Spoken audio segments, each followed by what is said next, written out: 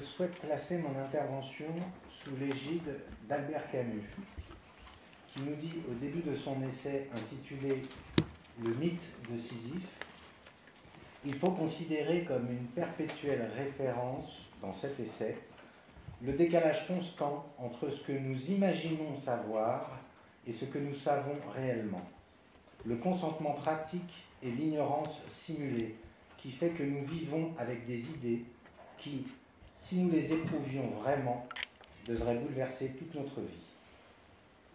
Nous abordons aujourd'hui le deuxième volet de notre triptyque sur les trois grandes passions humaines indiquées par Jacques Lacan à la fin du séminaire livre 1, à savoir l'amour, la haine et l'ignorance. Alors qu'il présente au tableau un dièdre à six faces, alors ça ressemble à ça en volume, un dièdre à six faces, il place l'amour sur la ligne d'arête entre le symbolique et l'imaginaire, la haine à la jonction de l'imaginaire et du réel, et à la jonction du réel et du symbolique, l'ignorance. Quelle est la situation dans laquelle nous nous mettons lorsque nous nous engageons à recevoir des êtres en souffrance? Dans cette situation, je souhaite aujourd'hui questionner où se situe l'ignorance et le savoir, comment se déplace-t-il, que pouvons-nous en percevoir? Cela du côté de l'être en souffrance, qu'il soit en position de malade, de patient ou de psychanalysant, mais aussi du côté du clinicien. Comment tout cela commence? Ça commence avant même la première rencontre, avant même le premier échange verbal. Comment la personne a obtenu nos coordonnées? Qui les lui a données? Un ami, un parent, une connaissance, un médecin, un collègue? Qu'a-t-il ou qu'a-t-elle dit de nous? Là peut se mettre en place la codification du transfert. Quel laps de temps s'écoule entre la transmission d'un numéro de téléphone et l'appel téléphonique pour prendre rendez-vous? Une patiente a ainsi gardé un bout de papier avec mon numéro dans son portefeuille pendant plus de 2 ans avant de se décider à appeler. Il y a également les informations que les patients peuvent aller glaner sur Internet. Certains disent après coup être allés regarder le site du RPH ou le site personnel des cliniciens, lu les articles ou les brèves, regarder les vidéos accessibles pour se faire une idée. Certains peuvent également, dans la liste des cliniciens disponibles sur notre site, accrocher sur un prénom ou un nom de famille, et l'on apprendra dans le déroulement de la cure qu'un bon ami ou un parent porte le même prénom que le clinicien, par exemple. Rien ne dit d'ailleurs que la personne en ait clairement conscience au moment où elle fait son choix. Enfin, il y a également l'histoire de l'être avec la psychanalyse. En a-t-il entendu parler avant? Quelle représentation s'en fait-il? A-t-il déjà rencontré auparavant des psychistes ou des psychanalystes? Qu'a-t-il gardé ou retenu de ses expériences? Tout cela nous indique qu'une personne qui prend contact avec nous n'arrive pas totalement ignorante. Elle n'est pas sans savoir quelque chose. La première prise de contact se passe généralement par téléphone, mais ce n'est pas toujours le cas. Il arrive de recevoir des demandes de rendez-vous par courriel, ou bien encore à l'issue de colloques ou de réunions publiques, voire même dans le cadre d'une soirée privée. C'est au clinicien d'être préparé à ce que la demande ou l'appel surgisse de façon inopinée et de travailler sa souplesse pour y répondre de façon clinique et dès les premiers instants, favoriser et permettre la naissance du transfert et la possibilité de son installation. Transfert sans lequel il n'y a pas de clinique psychanalytique possible. Cela ne peut se faire sans un désir décidé et engagé du clinicien. À ce titre, l'expérience de la ligne téléphonique mise en place par le RPH est pleine d'enseignements. Le service d'écoute téléphonique d'urgence, CETU, fonctionne 24 heures sur 24, 7 jours sur 7. Ce sont des cliniciens qui assurent les permanences téléphoniques. Ce dispositif permet de mesurer l'ampleur des stratégies que l'être peut mettre en place pour ne rien savoir de lui-même et de son désir. Dans son article de 1937, L'analyse avec fin et l'analyse sans fin, Sigmund Freud nous donne comme toujours de précieuses indications. Dans cet article, Freud part du problème de la durée des cures psychanalytiques et tente de répondre à 2 questions. Est-il possible de réduire leur durée et quels sont les éléments qui permettent de dire qu'une cure est terminée?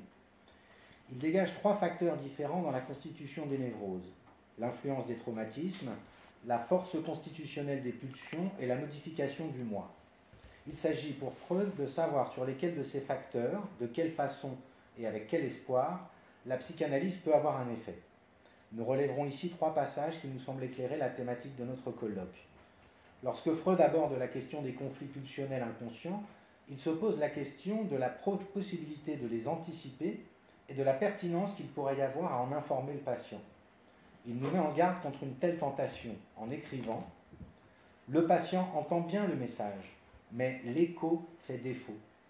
Peut-être pense-t-il, c'est bien sûr très intéressant, mais je ne ressens rien de cela. On a accru son savoir, mais par ailleurs, on n'a rien changé en lui. » Il me semble là qu'il serait plus judicieux de parler de compréhension que de savoir. Nous sommes témoins très régulièrement de l'effort que peuvent mettre les patients et psychanalysants à comprendre et à expliquer. Cela les éloigne de la règle fondamentale. Accroître de façon forcée le savoir du patient n'est donc pas la bonne voie. C'est de lui-même qu'il arrivera à dire « je sais », et cela lui sera beaucoup plus profitable. Un peu plus loin, Freud décrit les différentes résistances qui émaillent le cheminement d'une psychanalyse et qui expliquent la durée nécessaire au déroulement d'une cure.